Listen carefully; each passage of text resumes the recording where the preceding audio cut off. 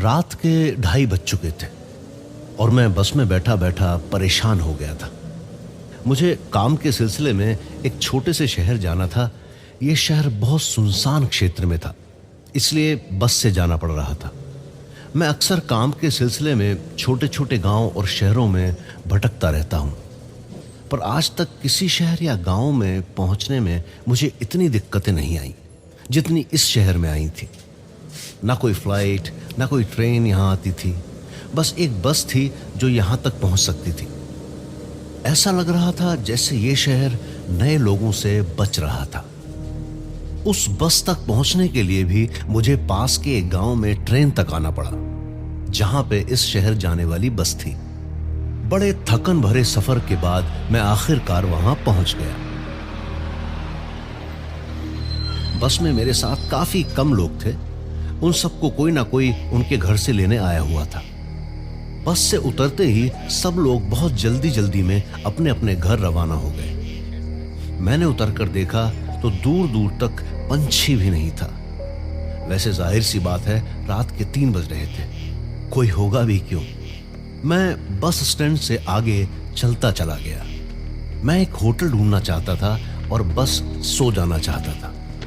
कुछ देर चलने के बाद मुझे बहुत थकान होने लगी, तो मैं पास के एक बेंच पर जाकर बैठ गया।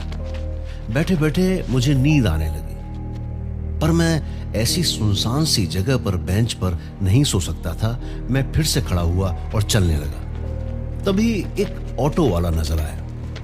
दूर दूर तक जहां एक इंसान तो क्या, जानवर भी नहीं था, वहां पर एक ऑटो वाला मुझे नजर आया। मैंने उत्साह से हाथ हिलाकर उसे बुलाया। जैसे ही वो रुका, मैंने देखा कि 2 और लोग बैठे थे अंदर। सब मुझे देखकर मुस्कुरा रहे थे। मैंने पूछा कि वो सवारी ले रहे हैं क्या। सबने एक साथ मुंडी हिलाकर हां कहा। मुझे ये सब बड़ा ही अजीब लग रहा था, पर थकान इतनी थी कि मैंने ज्यादा नहीं सोचा और बैठ गया। भैया, यहां आसपास अगर कोई होटल हो तो आप मुझे वहां छोड़ दो, मैंने ऑटो वाले से कहा। इस शहर में कोई होटल नहीं है।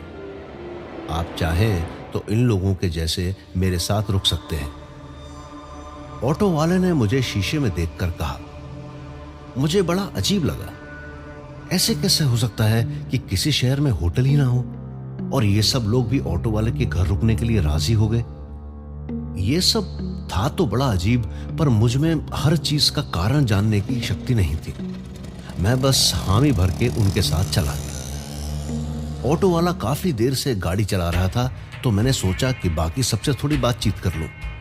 मैंने बाकी 2 लोगों से पूछा कि वो लोग कहां से हैं और किस लिए आए हैं। उन दोनों ने कोई जवाब नहीं दिया। उनकी तरफ से ऑटो वाला बताने लगा कि ये लोग कौन हैं। ये दोनों भी मेरी तरह कुछ काम से आए थे। उनमें से एक कुछ सर्वेक्षण करने आया था और दूसरा सरकारी डॉक्टर था। मैंने अपने बारे में कुछ बताया। थोड़ी देर बाद हम ऑटो वाले के घर पहुंच गए। अंदर जाते ही मैंने देखा कि घर एक अकेले इंसान के रहने के हिसाब से काफी बड़ा था और ऑटो चलाने वाले के हिसाब से काफी आलीशान भी, पर शहर के थोड़े बाहर था। मैंने अपना सामान उतारा और पूछा कि रहने खाने का और ऑटो का कितना भाड़ा हुआ। ऑटो वाले ने मुस्कुराकर कहा, किसी पैसे की चिंता नहीं करूं। मैंने थोड़ा जोर दिया। मैं किसी के पास बिना पैसे दिए नहीं रहना चाहता था। उसने मेरी आंखों में देखा और कहा,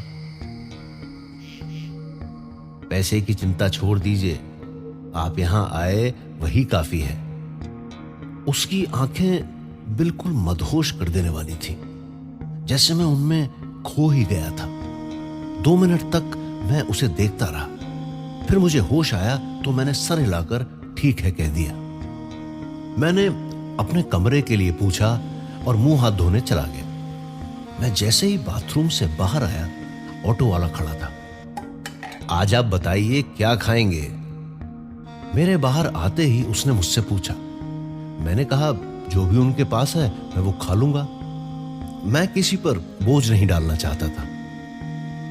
आज आपकी पसंद का बनेगा, आप बताइए तो सही, मेरी आंखों में देखकर उस ऑटो वाले ने कहा, और मैं फिर मदहोश हो गया। मटर पनीर। बदहोशी में मैंने कहा और वो मुस्कुराकर चला गया। थोड़ी देर में मुझे वापस होश आया।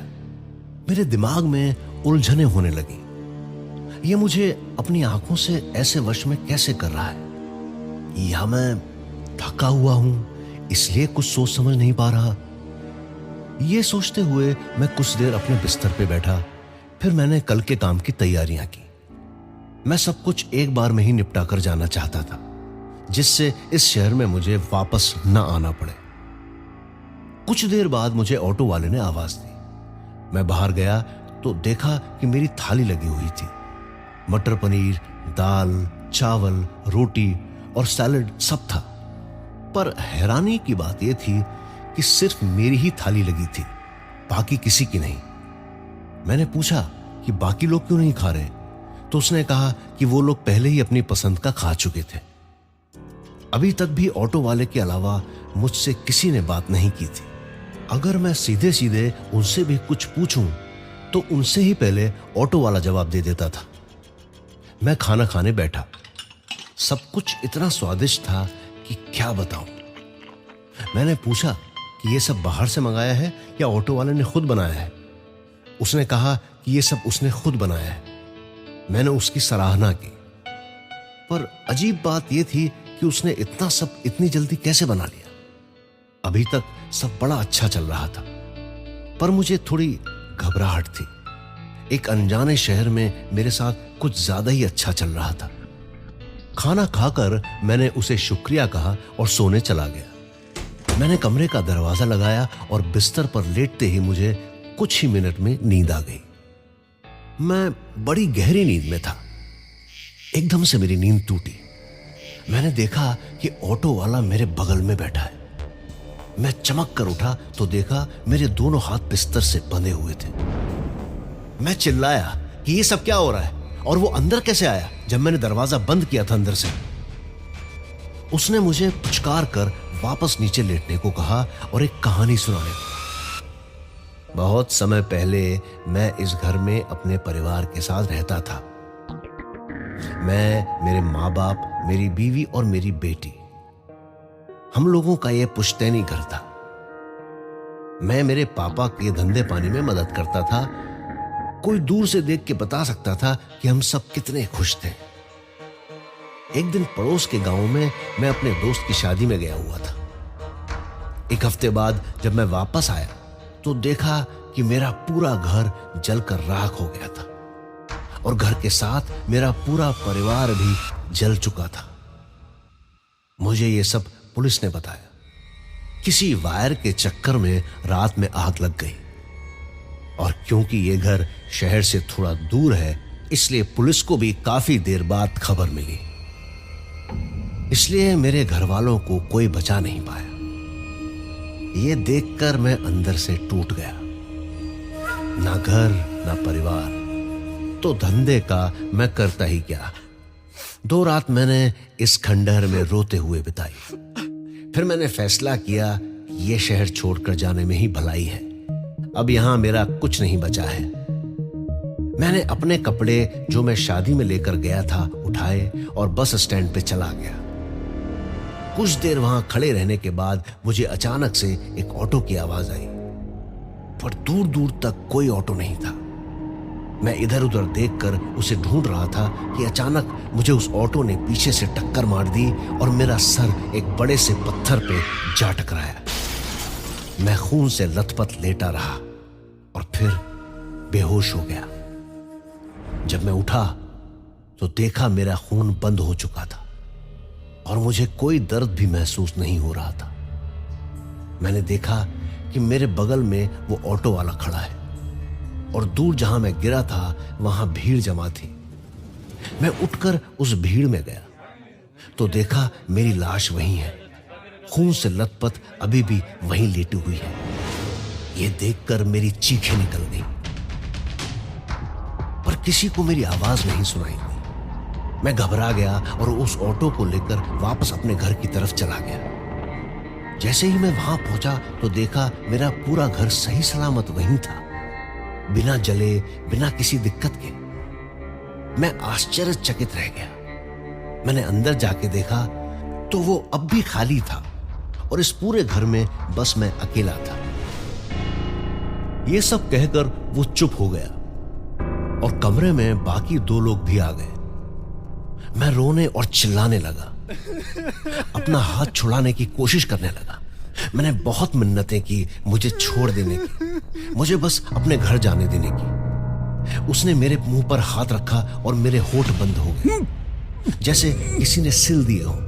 मैं कितनी भी कोशिश करूं वो खुल नहीं पा रहे थे। जिस दिन मेरी मौत हुई उस दिन मैं समझ गया कि इस शहर का एक उसूल है, जो यहां आता है वो छोड़कर इसे नहीं जा सकता। और मुझे भी तो अकेले रहना पसंद नहीं है। यह कहकर उसने एक चाकू निकाला और मेरी तरफ बढ़ने लगा। मैं रोता रहा, चिल्लाने की कोशिश करता रहा, पर कुछ नहीं कर पाया। इसमें ज्यादा दर्द नहीं होगा, फिक्र मत करो। यह कहकर उसने मेरे गले पे चाकू रखा और मेरा गला काट दिया। मैं बेहोश होने लगा था। उतने में उसने अपना हाथ मेरी आंखों पर रखा और एकदम से मैं सो गया। मेरा सारा दर्द गायब हो गया। जब मुझे होश आया तब मैं बहुत शांत महसूस कर रहा था। न मुझे डर था न घबराहट। मैंने देखा कि मैं ऑटो में हूं, सबके साथ। मैं अब भी अपना मुंह नहीं खोल पा रहा था, पर मुझे कोई दिक्कत नहीं थी इससे। तभी एक आदमी बस स्टैंड से आता दिखा और इशारे से हमें बुलाने लगा। ऑटो वाले ने ऑटो रोका। ऑटो के रुकते ही उसने पूछा, भैया यहां कोई होटल वगैरह हो तो मुझे वहां छोड़ दो।